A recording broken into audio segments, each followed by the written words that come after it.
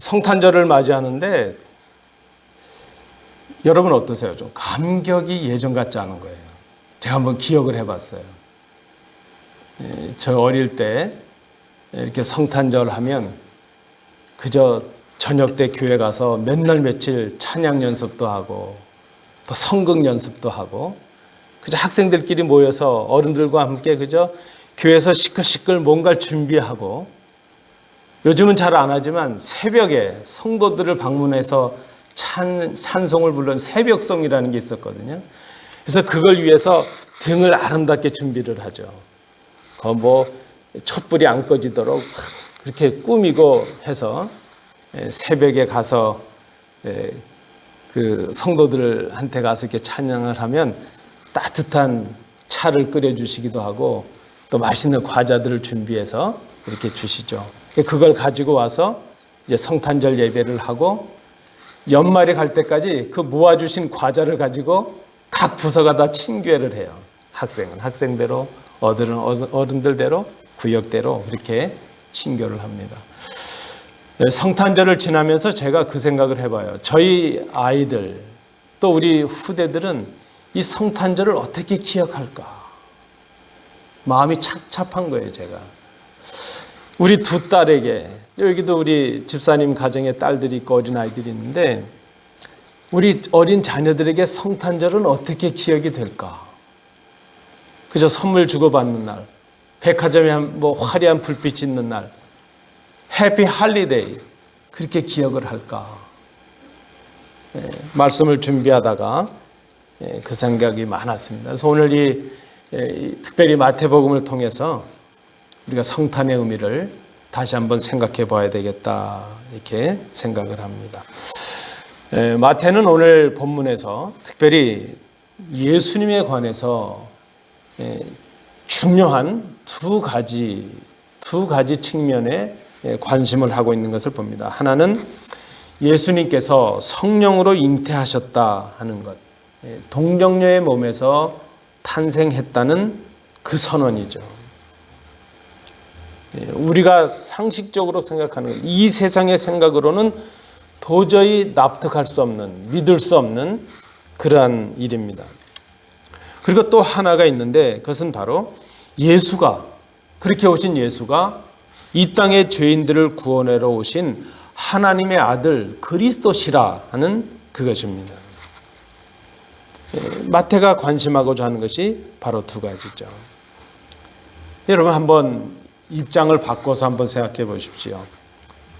이제 막 약혼을 하고 결혼을 앞둔 청년 요셉에게 이 성탄의 사건, 아기 예수가 오시는 이 사건은 도저히 받아들일 수 없고 이해될 수 없는 그런 일로 시작이 되고 있는 것을 봅니다.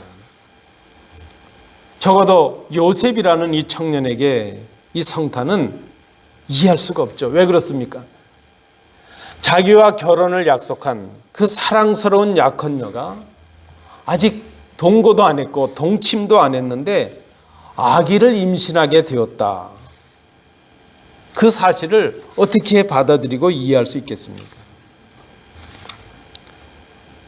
요셉처럼 오늘 성탄을 맞이하는 우리에게도 이 아기 예수가 이 땅에 오셨다는 이 사건 앞에서 우리가 쉽게 받아들일 수 없는 그러한 측면이 있다는 것입니다.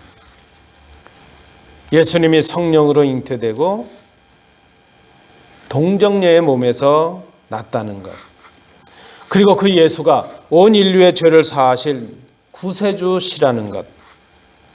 여러분, 이 내용이 어떻게 이 내용을 누구나 다 이해할 수 있고 누구나 다 받아들일 수 있도록 우리가 설명하고 증명할 수 있을까?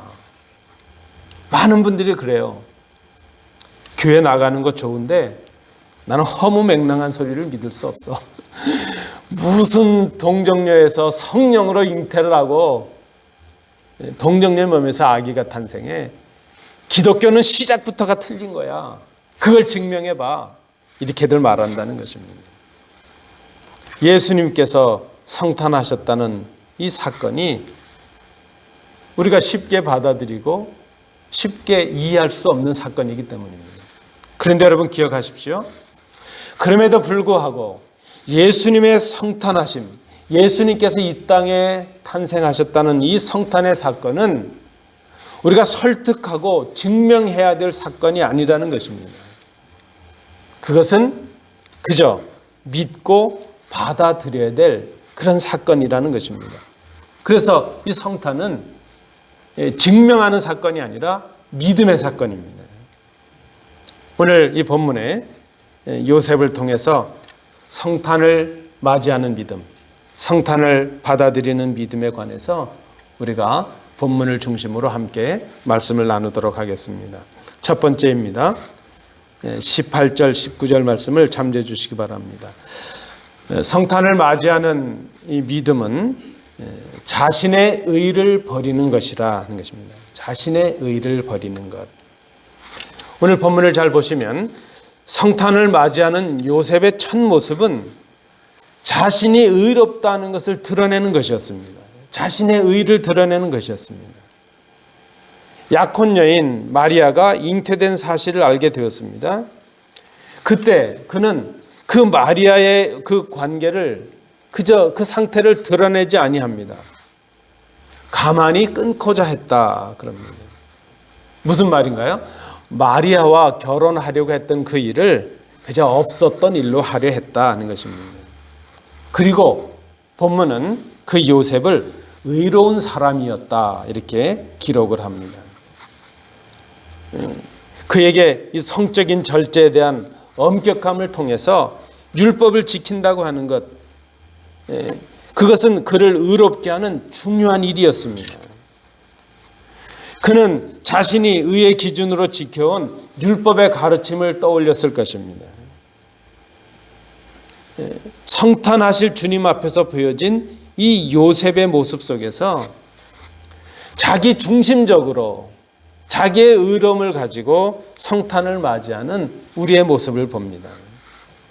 여러분, 우리가 좀 시급히 고치고 또 개선해야 될 잘못된 생각이나 태도 중에 하나가 무엇인가 하면 나 중심적으로, 자기 중심적으로 생각하고 자기 중심적으로 행동하는 것이죠. 이렇게 자기 중심적으로 생각하고 행동하는 것은 자기가 옳다고 생각하기 때문입니다. 그것이 자기의 옳음, 자기의 의를 드러내는 것이라 하는 것입니다. 그런데 그렇게 자기의 의를 드러내기 위해 생각하고 행동하면서도 우리는 그렇게 말합니다. 하나님의 뜻을 생각하고 있고 하나님의 영광을 위해서 우리가 내가 이렇게 하고 있다 그렇게 생각을 합니다. 그게 더 문제가 되는 것입니다. 아마 요셉도 그랬을 것입니다. 예수님이 오셨다는 그 사건, 그것이 하나님의 뜻이라는 그것보다도 그에게 더 중요한 것은 내가 지금까지 지켜온 내가 생각하는 옳다는 것, 자기의 생각하는 옳은 것, 바로 자기의 의의가 더 중요했다는 것입니다. 여러분, 여기서 우리가 우리의 믿음을 한번 생각해 봅니다. 여러분, 믿음이 무엇입니까? 때로 믿음은 순서를 바로 정하는 데서 시작이 됩니다. 우선순위를 바로 정하는 데서 시작이 됩니다. 그리고 우리의 생각과 우리의 행동의 중심에 무엇이 있느냐 하는 것, 그것이 중요합니다. 여러분 한번 생각해 보십시오. 하나님의 말씀과 예수님이 나의 최우선순위에 있는가? 하나님의 말씀이 나의 삶의 목적이 되고 중심이 되고 내 삶의 기준이 되고 있는가? 내가 옳다고 생각하는 것과 하나님이 옳다고 생각하시는 것 중에 나는 어떤 것을 선택하며 살아가고 있는가? 여러분, 우리가 매년 맞이했던 성탄절이지만 성탄의 그 감격, 성탄의 감격을 새롭게 누리기 위해서 바로 여기에서부터 우리가 이 성탄을 새롭게 시작할 필요가 있습니다. 성탄절을 생각하면서 이 들뜬 분위기에 취하기 전에 우리가 먼저 생각할 것은 나를 생각하기 전에 먼저 예수님을 생각하는 것입니다. 구체적으로 그것은 이 성탄이 나에게 어떤 기쁨이 되고 어떤 유익이 되느냐 그것을 생각하기 전에 죄인된 우리를 구원하시기 위해 오시는 그 예수님을 먼저 생각해 보는 것입니다. 그리고 그 예수님을 보내시기 위해 성령으로 잉태되는 그 기적과 능력을 베푸신 하나님을 먼저 생각해 보는 것입니다. 그것이 우리가 성탄을 맞이하는 믿음의 시작이 될 것입니다. 그런 말이 있잖아요. 성탄절은 백화점에 먼저 온다 그래요. 성탄절 시즌이 되면 백화점들과 쇼핑몰들은 그저 등불을 밝히고 난리들을 칩니다. 그런데 우리는 먼저 그 나로부터 혹은 외부로부터 이 성탄의 분위기를 찾을 것이 아니라 하나님 앞에 나를 세우고 정직하게 나의 오름을 내려놓고 하나님의 오르심을 그대로 인정하는 마음으로 하나님을 먼저, 예수님을 먼저 생각해 보는 것입니다. 그것이 바로 성탄을 맞이하는 믿음의 시작이 될 것이고, 오늘 요셉에서 발견할 수 있는 모습이죠. 자신의 의로움을 버리는 것입니다. 내가 옳다고 생각하는 것들을 이 성탄의 사건 앞에서 예수님 앞에 내려놓는 그 모습이 성탄을 맞이하는 믿음의 첫 모습일 수 있습니다. 두 번째 모습을 우리가 발견합니다. 본문 19절 말씀해 보니까 성탄을 맞이하는 믿음의 두 번째 모습은 자신의 방법, 인간의 방법을 포기하는 것, 버리는 것, 그렇게 말할 수 있습니다. 본문을 보시면 성탄을 맞이하는 요셉의 두 번째 모습은 자신의 방법으로 그 문제의 해결을 시도한 것입니다. 본문을 보시죠. 마리아의 잉태 소식을 들은 이 요셉은 이를 드러내지 않고 가만히 끊고자 하였습니다. 그런데 여러분, 우리가 충분히 요셉의 고민과 그 고뇌를 짐작하고도 남음이 있습니다. 요셉은 의로운 사람이었습니다. 법을 지키는 사람이요, 옳은 사람이요, 선한 사람입니다. 그는 율법으로부터 배운 그 가르침을 목숨처럼 지키는 사람입니다. 율법이 정한 대로, 율법의 명령대로 행한다면 정혼자인 마리아의 목숨이 위태하게 될 것입니다. 그렇다고 정혼자인 마리아를 지키려고 하니까 자신이 율법을 어기는 사람이 될 것입니다. 이 두 가지 가운데서 아마 그는 고민을 했을 것입니다. 법을 어길 수도 없고, 그렇다고 법을 지키자고 그 사랑했던 여인, 약혼자인 마리아가 어려움을 당하는 것을 그냥 볼 수도 없고, 어떻게 해야 될까요? 율법도 지켜야 되겠고, 사랑하는 사람이 다치는 것도 지켜볼 수가 없습니다. 아마 요셉이 깊은 고민에 빠졌을 것입니다. 이제 그가 드디어 나름대로 그 문제 해결점을 찾았는데, 그가 선택한 것은 율법을 지켜야 한다는 자신의 의와, 그리고 사랑했던 사람이 어려움을 당하는 것을 볼 수 없다는 마음에 대한 적당한 균형을 찾은 것입니다. 타협을 찾은 것입니다. 요셉 자신이 갖는 문제 해결의 방법이었습니다. 여러분, 우리가 살아가다 보면 우리는 우리가 감당하기 어려운 그런 문제들을 만나게 될 때가 있습니다. 여러분, 그런 우리의 힘으로 감당할 수 없는 문제들을 만나면 여러분들은 그 문제들을 어떻게 해결하시나요? 그때 우리는 나름대로 우리가 가진 능력과 모든 지혜들을 동원해서 나름대로의 해결의 방법을 찾습니다. 나름대로 우리는 그렇게 생각하죠. 옳은 것을 찾고 모두를 위해 최선의 방법을 찾는다, 그렇게 생각을 합니다. 그리고 해결의 방법을 정합니다. 그런데 우리가 정직하게 고백하면 대부분 우리가 찾는 그 해결의 방법은 먼저 나의 유익과 나의 의를 위한 것이 대부분입니다. 그리고 우리는 그것을 문제의 해결점으로 생각을 합니다. 그런데 문제는요, 그것은 우리의 해결 방법이지 예수님의 해결 방법은 아니라 하는 것입니다. 우리의 해결 방법은 완전한 해결 방법이, 그 문제를 해결하는 방법이 될 수 없다는 데 문제가 있습니다. 여러분, 우리가 지금까지 살아오면서 깨닫는 것이 무엇입니까? 우리의 인생은 우리 마음대로 할 수 없다는 것. 그것이 우리의 고백입니다. 내 인생 내 마음대로 할 수가 없습니다. 우리가 우리 인생의 여정 속에서 만나는 문제들을 우리가 해결할 수 없다는 것을 깨닫는 것. 거기서부터 믿음이 시작이 됩니다. 여러분, 믿음이 무엇입니까? 우리의 문제를 우리 스스로 해결할 수 없다는 것을 깨닫는 것. 거기에서부터 믿음이 시작됩니다. 그리고 우리가 해결할 수 없는 그 문제 해결자가 바로 예수 그리스도시라는 것을 믿는 것. 그것이 바로 믿음입니다.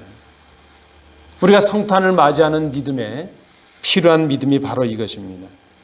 성탄하신 예수님은 우리 인생에 해결할 수 없는 그 죄의 문제들을 해결하시기 위해서 이 땅에 오셨다는, 바로 이 땅에 우리의 죄인된 우리를 구원하시기 위해 오신 메시아여 그리스도시라는 것을 믿는 것.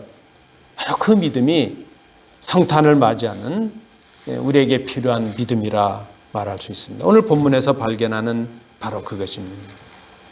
이제 마지막 세 번째 믿음을 생각해 봅니다. 20절부터 25절의 말씀입니다. 성탄을 맞이하는 믿음의 세 번째 모습은 말씀에 순종하는 믿음, 이렇게 제목을 붙일 수 있습니다. 성탄을 맞이하는 요셉의 세 번째 모습, 그의 세 번째 모습은 하나님의 말씀, 하나님의 방법에 순종하는 것이었습니다. 자신의 방법으로 문제를 해결하려 했던 이 요셉에게 그때 하나님의 사자가 나타납니다. 마리아를 아내로 맞이하는 것을 두려워하지 말라. 그 아기는 성령으로 잉태된 것이다. 그 마리아가 아들을 낳을 것이니 그 이름을 예수라 하라. 그는 자기 백성을 죄에서 구원할 것이다. 이 모든 일은 하나님께서 이미 선지자들을 통해 하신 말씀을 약속대로 이루시는 것이다. 그 이름을 임마누엘이라 하리니 이는 하나님께서 우리와 함께 계신다는 뜻이다. 천사가 이 말을 전해줍니다. 이제 요셉은 천사가 전해준 그 하나님의 말씀을 그대로 순종합니다. 마리아를 아내로 맞아들였고 아기를 낳을 때까지 그와 동침치 아니했다. 성경은 기록합니다. 자신의 옳음, 자신의 의와 정언자에 대한 연민에 대한 그 마음으로 그래서 적절한 타협점을 찾아서 문제를 해결하려고 했던 이 요셉은 하나님의 말씀이 임할 때에 전혀 다른 문제 해결의 요청을 받게 됩니다. 하나님의 말씀은 문제 해결의 키가 되는 것이죠. 그것은 자신이 목숨처럼 지켜왔던 자신의 의를 버리는 것이었습니다. 동거하기도 전에, 동침도 하기 전에 아기를 잉태한 여인에 대한 용납이 필요했습니다. 아니, 마리아는 용서한다고 해도 자신이 목숨처럼 지켜왔던 율법에 대한 스스로의 옳음, 스스로의 양심을 어기는 것은 차마 하지 못할 것이었습니다. 자신이 그동안 그렇게 자랑스럽게 여겨왔던 율법, 이제 자신이 그렇게 지켜왔던 그 율법을 어긴다는 것은 그에게 큰 흠이 될 것이고 오점을 남기는 것이 될 수도 있을 것입니다. 아마 이것이 드러난다면 많은 사람들로부터 조롱과 멸시를 받을 수도 있을 것입니다.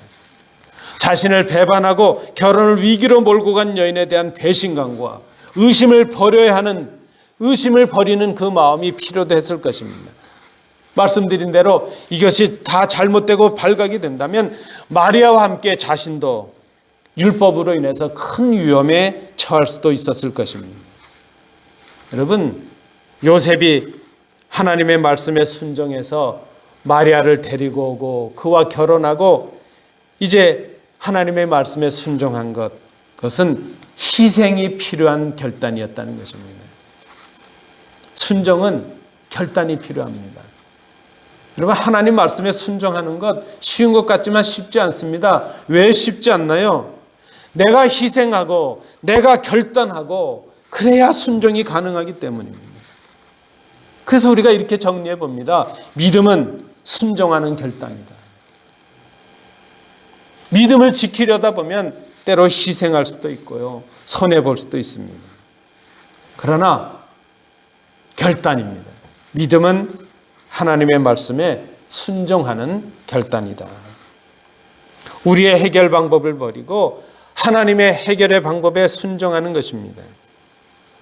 우리가 우리의 삶 속에서 만나게 되는 어려운 문제들의 진정한 해결은 우리 자신의 옳음을 드러내는 것이나 우리가 찾아낸 해결의 방법으로 해결될 수 있는 것들이 아니라는 것을 깨닫는 것입니다. 진정한 문제의 해결은 우리에게 있는 것이 아니라 예수님께 있습니다. 진정한 문제 해결은 나의 방법이 아니라 예수님의 방법에 순종하는 데 있습니다. 요셉에게 동정녀의 탄생이라는 이 성탄의 사건은 큰 문제로 다가왔습니다. 그가 지금까지 경험해보지 못했던 위기로 다가왔습니다. 인간적인 생각으로 해볼 때 그것은 큰 문제였습니다. 그러나 하나님의 관점에서 바라보니까 그것은 하나님께서 요셉에게 주시는 복이었습니다. 하나님의 말씀에 순종하고 보니까 성탄은 문제가 아니라 문제를 해결하시는 하나님의 은혜요, 사랑이었다는 것입니다.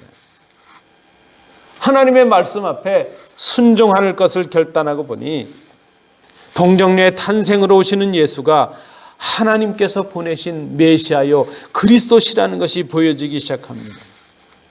하나님의 말씀에 순종을 결단하고 보니 동정녀의 탄생이 예수가 인간이 가진 죄가 없으신 그런 분임을 선언하는 그것이 보여집니다. 죄 없는 예수가 이 땅에 오신다는 것이 깨달아집니다. 그 죄 없는 예수가 우리를 구원하시기 위해 오시는 참 사람이요 참 하나님이 되신다는 것을 깨닫게 됩니다. 순종을 결단하고 보니 동정녀의 탄생은 우리를 구원하시는 하나님의 크신 사랑인 것을 깨닫게 됩니다. 순종을 결단할 때 상식도 되지 못할 것 같은 그런 일들이 상식을 넘어서는 하나님의 은혜라는 것이 믿어지기 시작합니다. 세상 사람들이 손가락질하고 믿을 수 없다는 그 사건이 내 마음속에 믿어지기 시작합니다. 순종을 결단할 때 성탄이 우리에게 감격이 되고 기쁨이 되고 우리 삶의 근원적인 문제의 해결임을 깨닫게 됩니다. 여러분, 그래서 성탄은 믿음의 사건이어야 합니다. 증명의 사건이 아닙니다. 성탄의 핵심은 우리의 문제 속에 하나님이 오시는 것입니다. 오늘 본문은 임마누엘이라 말합니다. 하나님이 우리와 함께 하신다는 것입니다. 우리의 문제투성의 삶 속에 하나님께서 보내신 예수 그리스도가 함께 하신다는 의미입니다. 여러분, 오늘 이 마태복음의 요셉의 이야기를 통해서 우리가 깨닫는 것이 바로 그것입니다. 예수님을 믿는다는 것, 믿음을 지킨다는 것, 그것이 때로는 우리를 힘들게 하고 난처하게 할 때가 있습니다. 우리의 삶을 송두리째 얽어매는 것 같습니다. 그런데 여러분, 잘 생각해 보면 예수를 믿는다는 것은 우리를 힘들게 하거나 난처하게 하거나 얽어매게 하는 문제가 되는 것이 아니라는 것입니다. 예수를 믿는다는 것은 우리의 문제들을 해결하는 가장 위대한 방법임을 깨닫습니다.